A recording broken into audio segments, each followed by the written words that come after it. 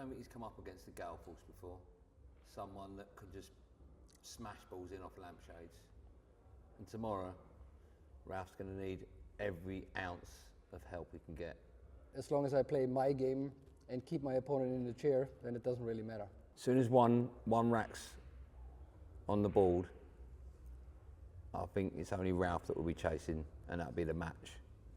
I promised Steve to take the MBE title back, which means I have to beat you 9-0. You ain't coming in anywhere near it, Ralphie. Bring it on. Game over. No, I don't want to shake his hand. I'm done with it. It's happening tomorrow.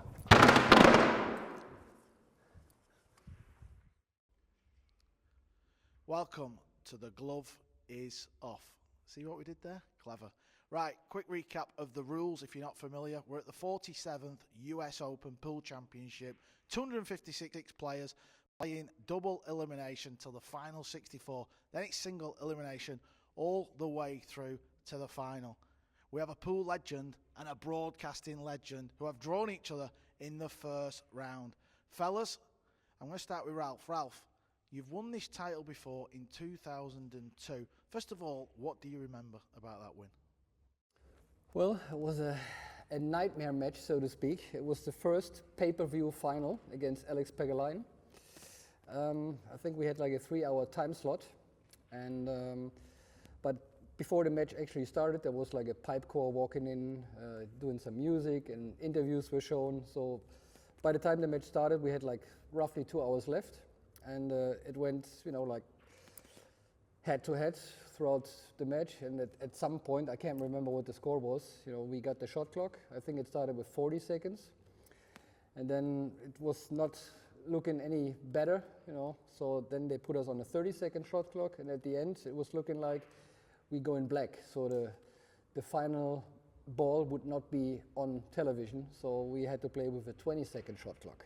So it ended 13-11 in my favor, luckily, but we really both didn't look well at the end because we were running around the table. So that was the first pay-per-view pool match, and not the greatest to watch, let's say, in the last 10 minutes.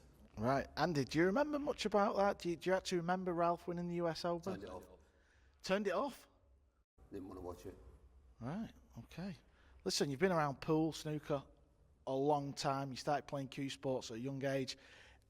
How does it feel to be finally here? You're in America and you're about to play a legend of the sport. Well, I've already won, right? I'm here. I've already won. Ralf can only lose. He can't win tomorrow. If he beats me 9-0, he's meant to beat me 9-0, right?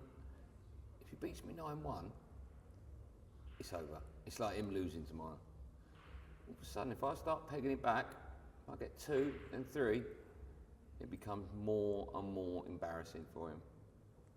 I should get nowhere near him tomorrow. Ralf, you have played many champions. You've been playing a long time. I'm not going to mention your age. You've played everybody. Does this feel a little bit weird that you're going to play Andy Goldstein, someone who's been around Q Sports, he's a broadcasting legend? Absolutely. I mean, when I saw the draw, obviously I know Andy from being at the Mosconi Cup for several years, and I thought, it must be a different Andy Goldstein. It can't be him.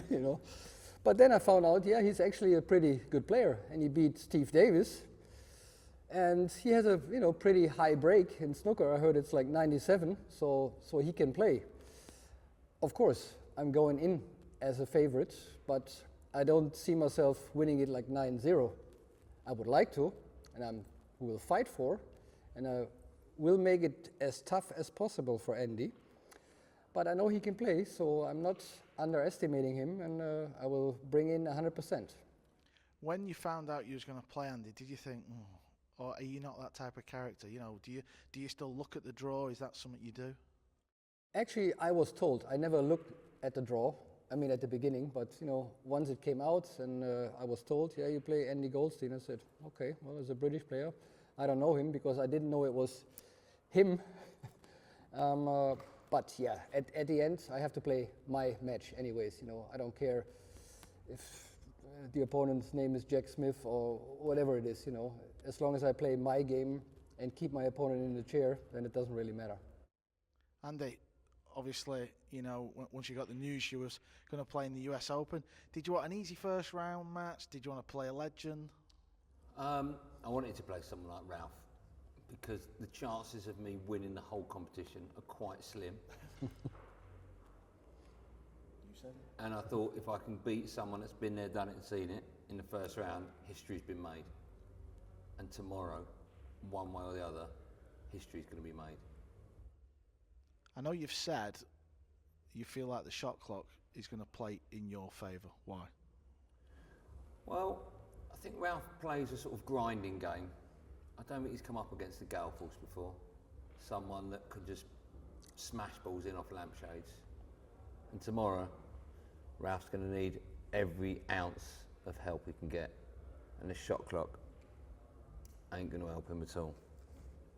Ralf, you are known as the, you know, the best professional. You know, you do everything right. You know, you go to the gym. What do you think it's going to be like when you first walk out and play Andy? Are you going to, you know, like some players take things for granted? Are you going to play the same game, treat him like, you know, one of the top pros on the circuit, play the right safety shots? Or are you going to sort of edge your bets a little bit? No, as mentioned before, I will definitely try to bring my A game and play the right shots. I'm not going to goof around because, you know, very easily it could go in the wrong direction, and I don't want to risk anything. And besides that, I've never seen Andy really playing, so I expect him to be strong. He's motivated, as he already mentioned. He has nothing to lose. He can only win. The only loser could be me, and I don't want to see that happening. Andy, someone told me you're colourblind. How's that when you're playing 9-ball? They've got numbers on. So you're all right. Are you constantly checking, or are you fine? I just need to know where that 9 is. Are you going to chase the 9, or are you going to? I might chase it. I don't think I'd have to. As soon as one rack's on the board, I think it's only Ralf that will be chasing, and that'll be the match. Talk to me about preparation for the event. I know you've been practicing a lot in London. How's it been going? How have you found it? Well, I started preparing for this game when I was 9. My mum and dad bought me a Steve Davis snooker table for Christmas, and I started playing on that. And then I played snooker at Ilford Snooker Club with O'Sullivan. And then, of course, as you know, I got involved with 9-ball pool. I played Darren Appleton and beat him. He didn't even have a shot against me. That's on YouTube. Check it out. And here I am now. I've been playing really well the last 3 months. If anything, I'm finding the game a little bit too easy, because it can be over in seconds. Ralf, how does that make you feel, hearing them type of words? That's all right. I'll take it. You know. Let's bring it on tomorrow. I'm ready for Andy, for sure. It doesn't matter if he beats Darren or any other great player. He has to beat me tomorrow. And that's the point. How many years have you been a pro? Over 30. And you've won 1 US Open, so you've failed 29 times. He's been to the final, he lost in a final. Failure. Tomorrow's number 30. That's all right. So you've only won the US Open 1 more time than I have? That is correct. Okay, I like those odds. But there's still 1 more time than you. At the moment. That's okay. I'll take it. All right. Andy, I believe you've had a £1,000 bet with No Tan Dan. You're going to win the first rack. Is that true? I've had a big bet with No Tan Dan. Let me tell you now, he'll be getting a tattoo with my name on his upper thigh. Really high up. Doesn't matter where it is, but very high up. That's happening tomorrow. Ralf, have you ever met a more confident player than Gale Force? He's a confident fella, isn't he? Yeah, he's confident, but I think there are some other confident players in our circuit. Not like the Force. Well, that's all right. Gale Force is coming for you.